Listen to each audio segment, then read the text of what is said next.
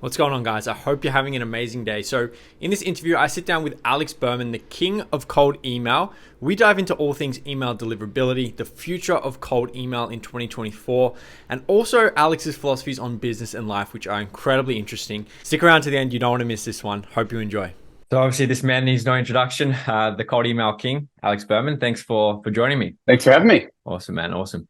So actually, I recently read your book. I was in Barcelona, Spain, and had a bit of downtime, and I read Cold Email Manifesto. And yeah, so I kind of learned a lot about like your journey through cold emailing there. It's great. It's actually a great book, man. There's some great tips. People should definitely read it. But like for you, like I know cold email started when you kind of stopped your job and you wanted to start an agency. Like since then, like how has the world of cold email changed? Because I can only imagine it's completely different. When we started, you could send 30, 40 cold emails a week and close a decent amount. Like I remember sitting there and maybe doing like 20 cold emails one week. And it was hard to send 20 emails because I was customizing everyone. Of 20, we would book 9 meetings, 10 meetings. Now you're lucky if you send 200 cold emails and book 10 meetings. The world has completely changed. Sending tools have changed. There was no email warm up when we started. There was no multi-inbox or inbox rotation when we started. So it's become a lot more advanced, a lot less friendly to new people, and actually a lot more friendly to spammers, which is bad for the channel as a whole. Mm-hmm. Yeah, like so. Do you think the sending tools have had like a net negative impact on the space as a whole, or do you see it as a positive? Okay, in the beginning, cold email was so easy. And everyone used it. Everyone from, Y Combinator was recommending you send cold emails to get your first clients. Google was even recommending sending cold emails. Now it's flooded. So of course it's a net negative for the space. People are cracking down on spam like never before. You saw earlier this year, Zoho became one of the fastest growing email sending providers because they were allowing cold email. Then too much spam came through and they nerfed it. They banned cold email on Zoho. Similar with Google Workspace, they're the major provider of cold email through Google Workspace, or a cold email sending platform. And now they've sold their domains off to Squarespace. So they're removing themselves from the entire from the entire email sending provider system. And now we're using Microsoft, but who knows how long that's going to last. So all of these guys are distancing themselves from cold email as a tactic, which is going to force it to go more underground. Definitely. And like with that said, do you see like, are there new tools that you're kind of looking into in terms of like the future of the space once all that eventually happens? What's going to work is what worked originally, which is personalized, targeted cold emails. If you send an email to somebody, it will still go to them. Like for instance, you want to email me and you send me an email and you write the email and you hit send, it'll go to me. But if you add me to an email list that's in Omni or Instantly or Lemlist or whatever, and you hit send, the chances that it'll go to me drop. And it's because the email sending providers can tell when you're sending to a list, even if you're using Spintax, even if you're using email warmup. So what I think we're going to go back to, and what I'm already seeing, is much smaller lists and highly targeted, personalized cold emails. When I need to get a response from somebody, I email them manually through my Gmail account, and it goes to the primary inbox and it works. Does that work at scale? No, but it doesn't need to be at scale when you can send an email and get one meeting. I think everyone's infatuated with the whole volume thing, and like Hormoz is like, you got to send a ton of volume, but you 100% lose that personalization. And I do a similar thing. If there's someone that I really want to speak to or really want to connect with, I just write out a manual email. Like, for example, I'll look at, I've watched your YouTube channel for ages, and like, I would simply just craft something that's super specific to a lesson or learning from there. And yeah, like it has a far greater chance. Like I've been like kind of debating in my mind, like what direction to go with it. Cause we're sending maybe like 1,000 emails a day. And like now it's like open rates are still good, but the response rates are going down and more people go, oh, I'm getting spam. So yeah, like especially in the next 2 years, like as more of these tools scale up, it's going to be a crazy world. But it comes down to your total addressable market. When X27 started, my agency, which sold lead generation to agencies, there were maybe 3,000 qualified agencies that we could talk to. So if we sent exactly like you're saying, 1,000 cold emails a day, we would have hit them all in 3 days. And now everyone else is still doing that. It's not like the total addressable markets have grown, but you're hitting everyone in your market in the first campaign. You book 10 meetings or maybe 100 meetings, 1,000 meetings. You can't take all those meetings. And then, so you're wasting leads. And then the next week when you go out to send, of course you're going to get spam complaints and bounced emails, and your emails aren't going to convert as high because those leads aren't good leads. The first 3,000 are the best ones, and then the other 97,000 that you're sending to are just garbage. Oh, 100%, man, 100%. Yeah, I think those with the more broad market definitely have more of a chance. But yeah, like you said, like if it's a 2,000 person market, you're just far better taking that time to do it manually. And, it's actually funny, man, because I started cold emailing for my business like in 2021. And this is before so your YouTube channel was kind of what introduced me to the world of cold email. I didn't know it was a thing, right? And I had 5 VAs from the Philippines, right, who each day would go onto LinkedIn. I had no idea about scraping tools. They'd manually find a person, go to their website, try and find an email. And so in 8 hours, they could maximum send like 50 emails, right? I had 5 people doing that. Then I found your channel and I was like, holy shit, there's all these tools, there's all these strategies, and then started implementing them. And then, you can send so many with less time. But like that aside, like on a personal level, I think the way that, you live life is kind of interesting, right? I like your outlook. You're always like, that digital nomad kind of lifestyle. So like for you, what does like a day look like right now in terms of where you're at? Right now, I have eliminated every single meeting from my life, which is big. That took a long time. Even coaching calls now, I don't even do them. I just answer asynchronously with video responses. And so no meetings at all. So right now I'm waking up 7, 8 a.m. I'll try to film a couple of YouTube videos a day to build the back catalog. Right now I'm cranking out a new software. So I'm running startyoursas.com, which is a private community where I'm documenting exactly how I'm growing this new SaaS company. And so every day I'll work on that. I might send an email to the list to try to sell more of those. Otherwise, I'm just chilling, bro. Like today, donated blood. I got this here. Oh, nice. I going to Walmart a lot, Fresh Market, buying grapes, literally doing nothing. Just enjoying life, man. Yeah, just hanging out with the wife. Oh, nice, man, nice. So like the next 3 to 5 years for you, does it look similar to that, or you kind of, got bigger plans? Or I am working on the SaaS concept, which is starting a SaaS, growing it as quick as possible, and then selling it. We did it with Taplio Tweet Hunter. That was acquired for $2 million and with 3 months of work on my part. So anytime you can see that kind of money made that quickly, right? I went in there, I spent nothing on development, and then I just got a big check at the end of the day. And so I've just been trying to do that again. Yeah, exactly. I've just been trying to do that again. And so right now I make monthly daily expenses are covered by email 10K. I've got the agency still going in the background. I've got, that's the cash flow. And then I'm using the SaaS to build up the bank balance as big as possible. Amazing. And with the SaaS, like are you just partnering with other people on those projects, or are you kind of, what does that look like? I'm evolving on it, bro. So Taplio Tweet Hunter came about because I was pitching Tebow, who is the founder of Tweet Hunter, on doing something with me. I was like, bro, we gotta do something together. And first I was pitching on taking Tweet Hunter to the next level. And then he just had this hard conversation. He's like, bro, we got no equity to offer in Tweet Hunter. I don't know what we can do. And so I was like, what if we did Tweet Hunter for LinkedIn instead? Just clone the back end. And so he loved that idea. That's how I got equity in Pony Express. So I liked that model. And then for the second one, for Omni, we partnered with a venture studio, which had 5 million a year in other that they were running. And they put, I think, 100-something thousand into Omni. And so we did that more the traditional model. We had Lead Shark, which I self-funded. I put in maybe $50,000.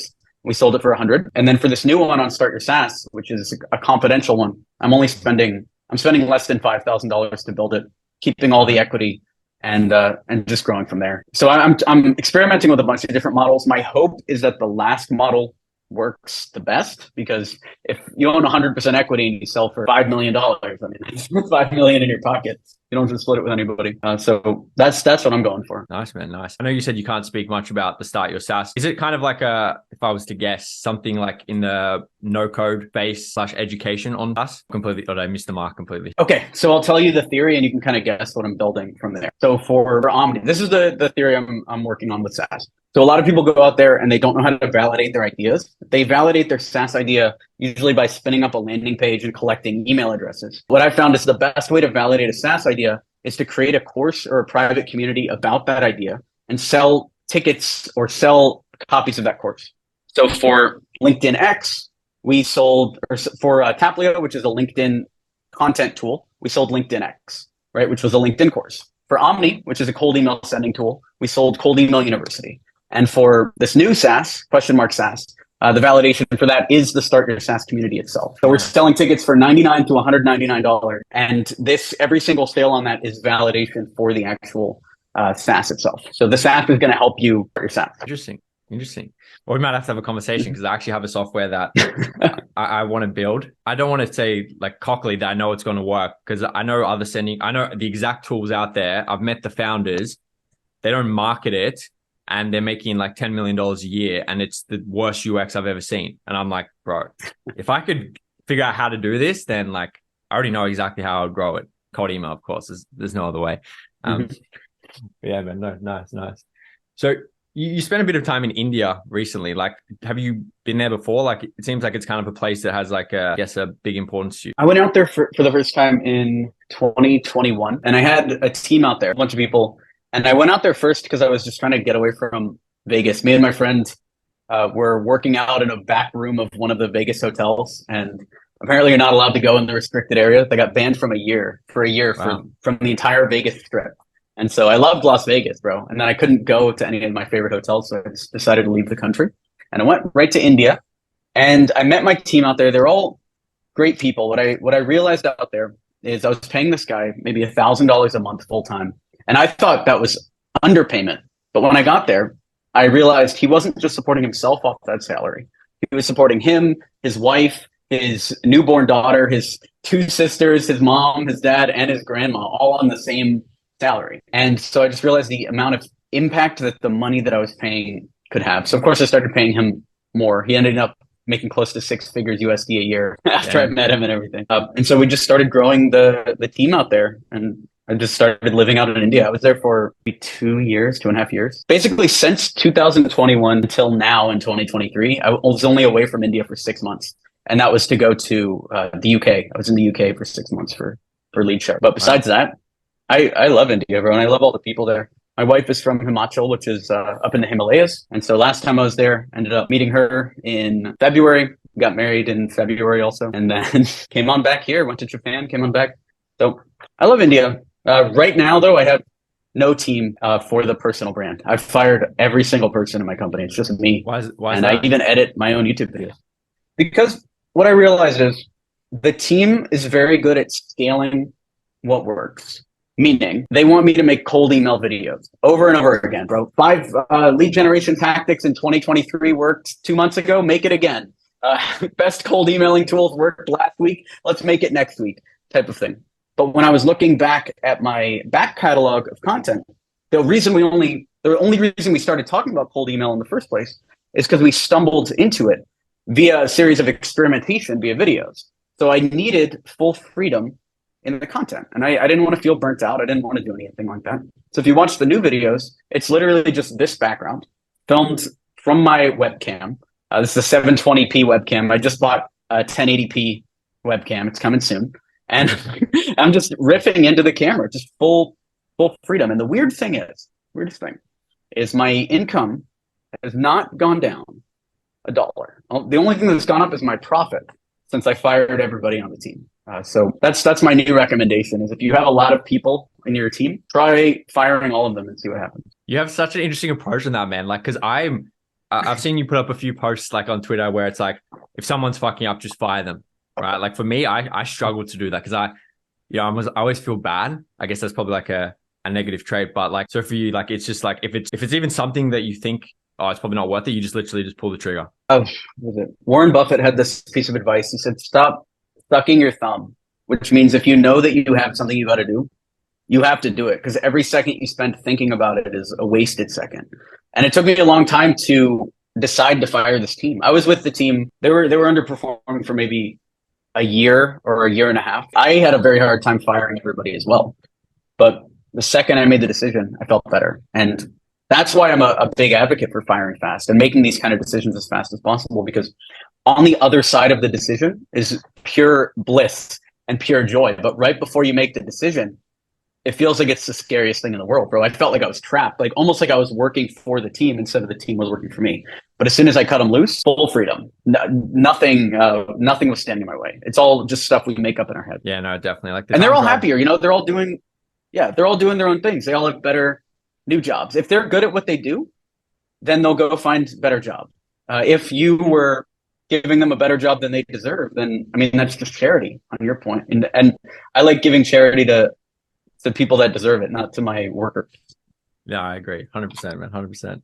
So your content strategy now is literally like, is YouTube, I guess, like the cornerstone of that, and then that gets distributed. YouTube and Twitter, I assume you're main two? Twitter is my notepad. So I'll tweet something and I'll use that as the basis for an idea. So if I tweet something and it gets, a couple likes, then I know that people resonate with it. And then I'll expand it out into a YouTube video. Nice. And that's the whole content strategy. I don't really even I have LinkedIn and stuff like that, but I don't really use them much. Recently, what I've been doing is I'll write an email to the list and then I'll just copy paste it onto LinkedIn and Facebook and Gumroad and everywhere. Those platforms are kind of like that, man. I think LinkedIn's a little bit like soy, if you will. It's just very boring. Like I had my first ever internet hater on LinkedIn. She would literally comment on every single post I put up with just something so fucking negative. I'm like, and this lady was had all these businesses and she claimed she was super successful. I'm just like, dude, no successful person has the time to go and fucking criticize other people. If you're not supporting someone, man, just like, fuck off. Pardon my French. Yeah, for sure. And definitely go where your hype is, go where your passion is. Because for me, I always was more of a YouTuber, YouTube first, and then a Twitter addict. I will spend 12 hours a day on Twitter unless I force myself not to. So, of course, if you're going to use that type of content, bro, if you're going to spend that much time doing something, you might as well be creating content on it. And yeah, LinkedIn's always seemed like a bunch of robots to me. Yeah, correct. And it is robot. I mean, what did Taplio do, bro? It encouraged more robots on LinkedIn. Correct. It like made it even. You don't more know you don't know if anything's real, man. Someone comments, and well, actually, it's pretty easy to tell nowadays. You see the one post, it's got like 100 comments, and it's like, "Great work, Alex, sir.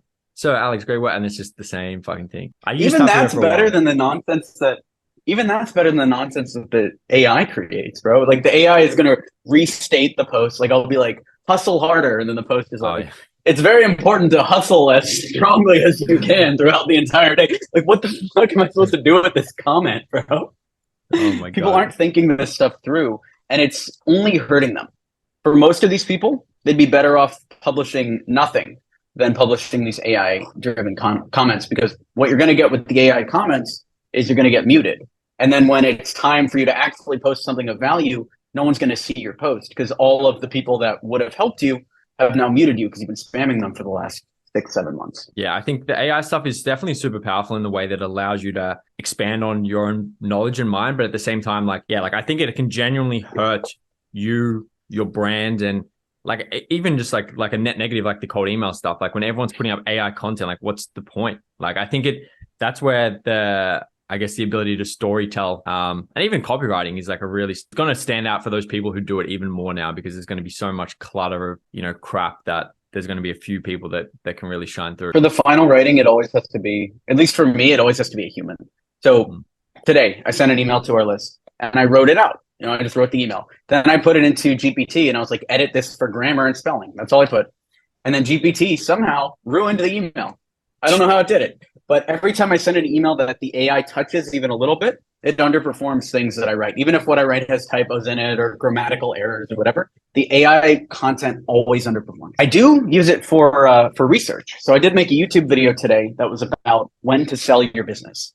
So I always reference the Boston Consulting Group matrix of, there's four stages of business. There's dog, rising star, cash cow, or question mark. And so I was able to use GPT to pull stats on those. I was able to use GPT to pull like some questions, and then I was able to read those out as part of the video. So it is cool for outline writing as long as you have an idea in your head of what to do. Yeah, definitely. Are there any tools outside of like ChatGPT AI wise that you have started using, or are you just kind of ChatGPT and that's it? I use ChatGPT exclusively, bro. I'm on GPT-4 and I do talk to it constantly. I would say that's my assistant at this point. If I need questions about anything, I'll throw it through ChatGPT. Yeah, no, 100%, man. The 4 is next level. I got 4 like a week ago, and I only figured out how to do the plugins yesterday. And dude, as soon as I figured out the plugins, I was like, oh my God, it's super cool. I was using it. So for Start Your SaaS, the guy I have doing our coding was, he's not strong in back end. Now he's learning it, But the reason why he started learning it is because I sent him to ChatGPT, and I just kind of mapped out our whole backend using GPT. And I didn't just do what most people did. I didn't just send it to him to try to look smart. I sent him the GPT chat file so then he could do it himself. And now the backend's built. This front end developer now has a new skill that he's added, and it's all thanks to AI. I mean, it definitely expands on what our human minds are capable of, and the speed at which you can get things done it's unparalleled. It's really helping. And just like most new tools, it's helping people that know what they're doing way more. So I can use it to write tweets because I understand what a good tweet looks like to a degree. A random person who hasn't written a tweet in his life cannot use it to write good tweets because they don't know what a good tweet looks like. So all of these skills that we spent time building in the past, writing good cold emails, copywriting, like you said, telling good stories, all of that is just going to help us in the future. And I'm actually worried for the next generation who are going to grow up with these AI tools because they're going to be missing all of that basic skill set that you need to run these tools well. Yeah, they're not going to have the actual skills that if that tool was taken away, that it's their crutch, right? Yeah, even people now, they're going through and they're teaching this prompt engineer thing, which is like teaching you how to talk to the AI. But if you know how to do the thing that you're talking to the AI about, you don't need a prompt engineer. I don't need a prompt engineer for copywriting. I just talk to it about, research or things the audience is struggling with, and it pulls data back. Nobody needs to teach you that. That's the cool thing about GPT, is it's completely intuitive. If you just sit there and talk to it for a couple hours, you'll understand everything about it. Yeah, it becomes your best friend. But on the Twitter side of things, I know you've grown a lot. No, that's real. I think that's I've heard that so many times where it does become your best friend. It knows you know how to talk to it, and you interface with the computer. They used to call Google, I read this book a long time ago. It was talking about how using Google decreases your IQ because you forget the fact and you just remember where to find the fact. So for instance, if I ask you how far is the moon from Earth?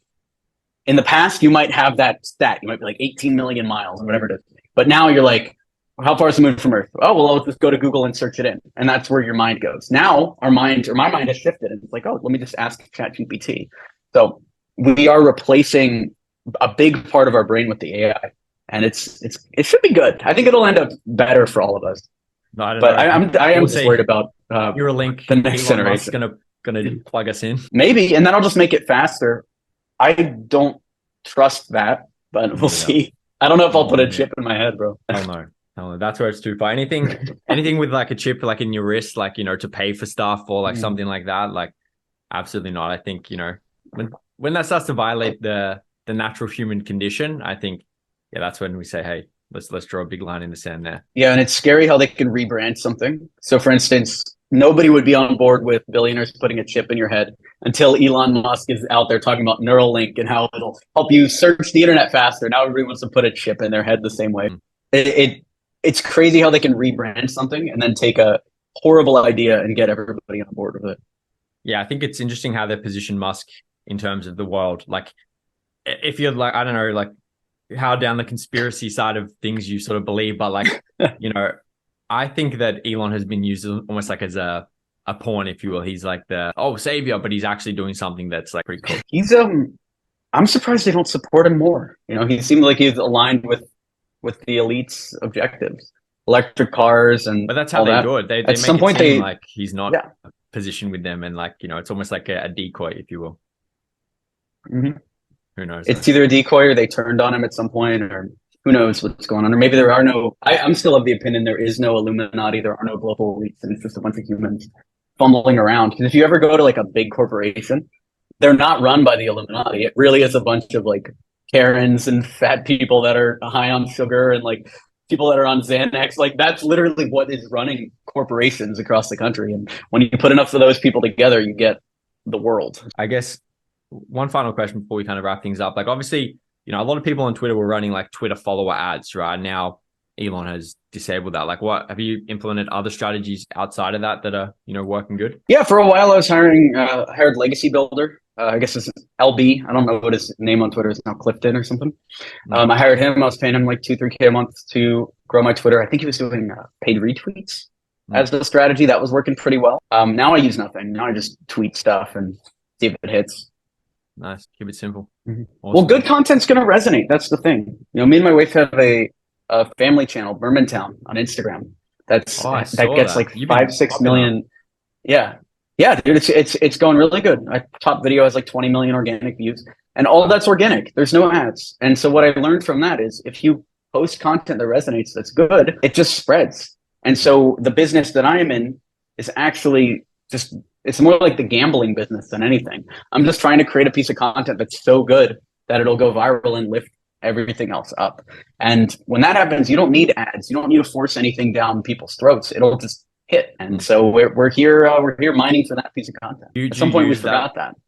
Yeah, no, 100%, man. Like, I think that the best content is the stuff that's not trying to sell anything. It's not like, here's 3 tips to send better cold emails. Like, it's always going to limit your reach when you kind of do that. But, like dogs, family, all that stuff just resonates with such a mass audience, which, is that part of your strategy in terms of just you dropping a link in the bio there and driving traffic to start your SaaS? Is that the plan, or is it completely just separate? It's a longer term strategy that I can't talk about. You'll see it. You'll see it when it comes together. I don't want to jinx it, but I'm playing the 10 to 20 year game with that one. Cool. Everything doesn't have to be about making money right away. That's the cool part about having a little bit of cash in the bank. I'm so used to making money every single month, thinking like, waking up and thinking like, oh, how do I drive some sales today? Oh, maybe I send an email to the list. Maybe I do this. But once you have, a few years or a decade or so of expenses paid for, then you can start focusing on the longer term. And that's actually been the hardest thing for me, is switching from the short-term mindset to the long-term mindset, because I still wake up and I'm like, how do I make 10K this month? How do I make 20K this month? When really I should just be like, how do I make, $1 billion 10 years from now is really the mindset I should be in. And that switch is hard, because when you're tapping into savings, it's scary, bro. It doesn't matter if you have $1 million in the bank or 10K in the bank. If you have to pull money out of it, it's terrifying. It's always safer when there's money coming in each month. Mm-hmm. But the true growth comes from pulling from the savings and actually only spending old money and not even spending any of the new money that's coming in. Yeah, definitely. I think you need to have that cash flow initially for sure I think you always want cash flow, right? Because I'm the same, man. If I see my bank balance going down, like, I'm just like, fuck, that's bad. Even if I was like, I went to Europe, right? And I spent a lot of money just traveling, like eating out every day. But yeah, I think going away actually helped me kind of reflect. And it's like, when you actually think long-term, like especially when you're day-to-day in the business, right? You're always like sales, like team, like hustle, content, all this stuff. And when you actually step out for a bit and kind of see the full picture, kind of like, well, what am I doing? What do I actually want to build, right? And like, you really get clear on that. And then, because I had these other things that I was working on that I wanted to kind of launch. And then I was like, well, it actually doesn't align with what I want long-term. Sure, I could make, 50K a month with that thing in the next, 6 months, but long-term, like, I would rather do it in a way that's like building that goodwill, like, like you said, with your family thing. It's just kind of a longer term play. All things make money. That's the whole thing. You can make money with a family channel, or you can make money with a cold email channel, or you can go be a plumber, you can go work for Starbucks. Literally every single thing will make money. It just comes down to which thing do you want to do. That's it. And yeah, it is hard, because like, especially when it gets into bigger numbers, because my expenses are like maybe 6K a month. They always have been. I've had a really hard time spending more than that, even with a family. And so when you look at something like, let's say 60K, that's 10 months of expenses. And I still can't wrap my head around that. Like 600K is 100 months of expenses. And I don't know, bro. It's just very hard for me to conceptualize. And then it's easier to just go back to how can I make enough to survive this month, even if you have decades of dollars sitting there. Yeah, definitely. I definitely feel you there. But anyway, dude, I guess to kind of wrap things up, like, I was going to ask you, like, what's a piece of advice you give to someone starting their entrepreneurial journey? But like, let's talk about the SaaS thing. Like, what piece of advice would you give besides start your SaaS in terms of like starting a software and kind of building, a business that can provide them that lifestyle? First thing is validate the business, and not through the traditional means, not starting a landing page or pre-sales or anything like that. Start a course or a consulting offer around the thing that your SaaS does. So if you're a cold email tool, sell a cold email course. If you're a LinkedIn tool, fill a LinkedIn course, etc. Once you learned how to sell that and make money with that, then you can use that to fund the SaaS, because that's going to be your proving ground. It costs you nothing to build that, so you have no excuses. You can't be like, oh, I'll start a SaaS once I have 20K. Well, you can make 20K with your course. I just did with Start Your SaaS. I think we made 23,000 already in the last month. So you can do that with your course. There's no excuses. And once you've learned how to frame that problem, then you can use all of those learnings to grow your SaaS business. I would use that course as the stepping stone, then build a SaaS. And building that SaaS itself is unbelievably difficult, bro, especially if you don't know how to code. Like me, you don't know who's BSing you or what. You know, I've talked to, and I've built SaaSes that are 6 figures, that are $100,000. And I've had devs tell me that they built the same SaaS for 3,000. And I'm just wondering, like, who's lying? Is the dev that built it for 3,000, are they lying to me, trying to get something? Because they don't want anything from me. Or is the agency stealing $100,000 from me? Or are they just that bad at what they do? That's the real struggle with SaaS. And I think I cracked it by using freelancers that are my friends, like, or not my friends, but my fans that I've met in person that want to learn. Because if you use those type of people, there's a chance that you can get it done for a low rate. But even when I started building this new one in the Start Your SaaS community, my original budget was 10,000. Then I pared the MVP down, the SaaS down to its bare bones, like 1 or 2 features. And then I went out to devs and I asked them how much it was going to cost. And there was one guy that said he could build it for 1,000. One guy said he could build it for 3,000. One guy said he could build it for 25,000. And that part I still can't figure out. That's the hardest part about SaaS businesses. And maybe knowing how to code helps there. But I know on the other end of Start Your SaaS, when I'm looking at a $5,000 SaaS project that sells for $1 million or even $500,000, I'll know that I have the answer. But even right now, I don't know if I could replicate what I'm doing in Start Your SaaS. I don't know if you told me build another SaaS for under 5K, if I could even do it as someone who has built a SaaS for under 5K as recently as this week. It's refreshing to hear, because, you know, I've been thinking about this project that I want to do for ages, and I genuinely have no idea about it. So I'm just like, okay, I'm going to put some job posts up on Upwork and just test the waters. And like, you know, I spoke with a couple of them, and yeah, dude, the price is so varied. Because in my head, I'm like, it just seems so simple. I'm like, surely this is going to cost a couple grand. It's really simple function, man. Just that you go in, you make an order, that's it. So it's like Shopify, but for digital products. And anyway, yeah, man, like, it's refreshing to know that even like you with all these projects still don't know that. Because I was like, shit, man, I gotta have that figured out. It's not just me with all these projects; it's everyone. You know, the venture studio I worked with at Omni, they have $5 million in SaaS revenue coming in, and they're spending, you know, one of their SaaSes are spending like 15K a month on developers. Omni was spending 13K a month on developers, and you look at the output that they're delivering for that, and you're like, bro, I could build a full Omni every month for 13K. Like, what are they doing with their time? And I'm not attacking the venture studio that funded Omni, because I've seen it with at least a dozen other agencies.